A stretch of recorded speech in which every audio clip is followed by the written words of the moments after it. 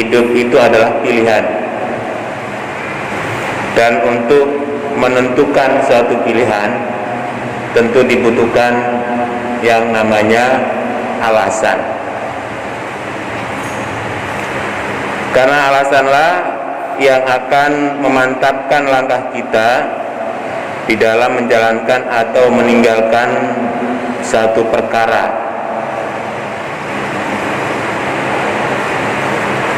Termasuk di dalamnya adalah tentang kita taat atau tidaknya terhadap aturan Allah, seperti puasa. Tanpa alasan pun sebenarnya dengan adanya keimanan, seorang mukmin itu harus melaksanakan. Tapi paling tidak alasan itu diperlukan untuk memperkuat dorongan ibadah kita terhadap Allah.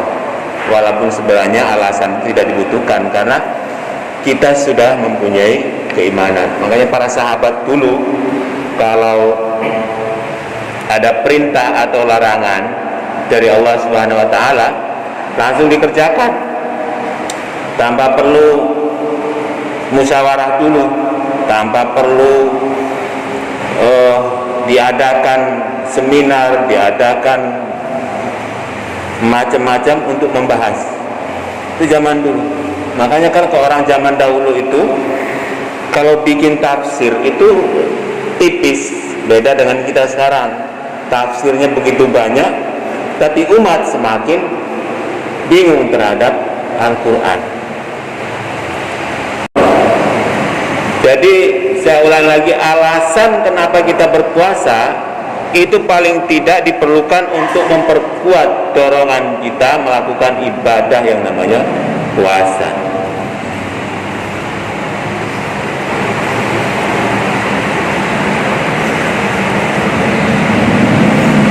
Maka kita temukan keterangan tentang kelebihan ibadah, balasan ibadah ya. Ternyata puasa itu memiliki porsi yang luar biasa. Makanya kalau orang yang berpuasa di Ramadan, banyak sekali dalil yang kita temukan itu amalan kebaikannya dilimpah gandakan oleh Allah Subhanahu wa taala. Sekarang kalau kita lihat di rukun Islam, rukun Islam itu ada 5 yang sudah kita hafal semua, bahkan anak playgroup pun sudah hafal itu, dijadikan nyanyian, yaitu mulai dari membaca syahadat, mengucapkan syahadat, bersyahadat, mengerjakan sholat, membayar zakat, puasa dan haji. Kita perhatikan kelima rukun Islam ini ada 4 rukun yang sifatnya itu perintah untuk menjalankan. Jadi ada 4 yang sifatnya itu perintah untuk menjalankan atau disebut dengan syatrul iktisab, yaitu syahadat. Kita kan diperintahkan untuk mengucapkan syahadat, sholat kita diperintahkan untuk mengerjakan.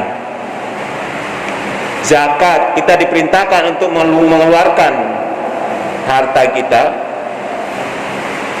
di jalan Allah. Kemudian haji kita diperintahkan untuk datang ke Masjidil Haram, untuk ke Baitullah, untuk menjalankan ibadah, tentu bagi yang mampu. Dalam Al-Quran disebut dengan man istata'a ilaihi sabila. Tapi puasa ini beda, dia sifatnya larangan, disebut dengan syatrul istinab. Jadi larangan, kita dilarang makan, kita dilarang minum, kita dilarang menggunjing. Ini istimewa ibadah yang satu ini. Jadi kalau ibadah yang lain kita diperintah untuk mengerjakan, kalau puasa tidak, kita diperintahkan untuk meninggalkan. Maka para jamaah sekalian, dari sekian puasa Ramadan yang kita lakukan, dan tahun ini lebih luar biasa. Kita tidak hanya dilarang untuk makan minum, kita tidak hanya dilarang untuk menggunjing, kita tidak dilarang untuk memandang sesuatu yang tidak pantas kita pandang, tapi kita pun dilarang untuk melakukan sholat qiyamul Ramadan berjamaah. Bahkan sholat Idul Fitrinya pun tidak boleh dilakukan. Dan tadi saya diberitahu oleh takmir, tolong nanti disampaikan pada para jamaah, dan ini mumpung saya ingat, bahwa dengan segala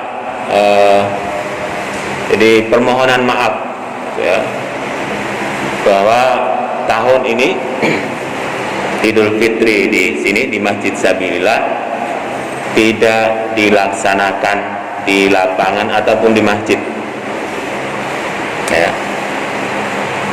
Nah, sekarang umat ini kadang sulit memahami kalimat itu.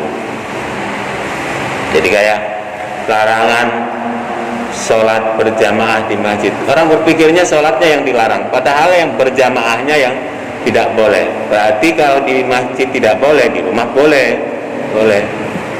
Jadi Ramadan kita tahun ini Ramadan yang luar biasa, istimewa. Di tengah pandemi COVID-19, dan saya kalau menyebut sama teman-teman, saya katakan di Ramadan tahun ini pecah rekor dunia. Imam sholat qiyamul Ramadan terbanyak sepanjang sejarah peradaban manusia terjadi pada Ramadan 2020. Nah, saking istimewanya puasa itu, siam ini, maka di dalam hadis qudsi Allah berfirman, as-saumu li wa ana ajzi. Puasa itu untukku, maka aku yang akan membalas. Para jamaah sekalian, antara perintah mengerjakan dengan larangan itu lebih berat kepada larangan daripada mengerjakan.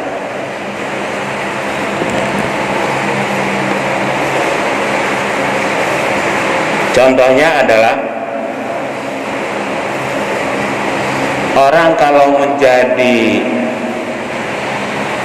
politisi ya, untuk jadi ya duduk di anggota dewan, itu jalannya cenderung mudah, relatif. Tetapi untuk menjadi pejabat yang jujur, tidak korup, itu sulit. Nah, itu yang disebut dengan melakukan sesuatu, perintah mengerjakan sesuatu itu lebih mudah daripada kita dilarang melakukan sesuatu. Dalam puasa pun demikian. Atau kita punya anak gitu ya, bagaimana bahagianya ketika anak bayi kita itu beranjak, mulai dari dia bisa bangun, dia bisa duduk, dia berjalan sampai bisa berlari. Tapi bagaimana sulitnya kita melarang dia untuk berlari, untuk tidak boleh ngebut-ngebutan, untuk tidak boleh keluyuran di malam hari. Nah, itulah sulitnya larangan. Maka para hadirin sekalian, puasa itu ibadah yang istimewa ya, istimewa dalam Islam. Maka sangat rugi kalau kita di bulan Ramadan ini hanya karena adanya COVID-19 lalu menghalangi kita untuk melakukan amalan-amalan kebajikan. Walaupun kita tidak melaksanakan ibadah qiyamul Ramadan secara berjamaah di masjid, tapi di rumah kan bisa kita melakukan secara berjamaah. Membaca Al-Qur'annya tetap, dan jangan lupa keluarkan zakat. kepada fakir miskin, pada orang-orang yang membutuhkan pertolongan. Saya rasa demikian. Aku qouli hadza wa astaghfirullah li wa lakum.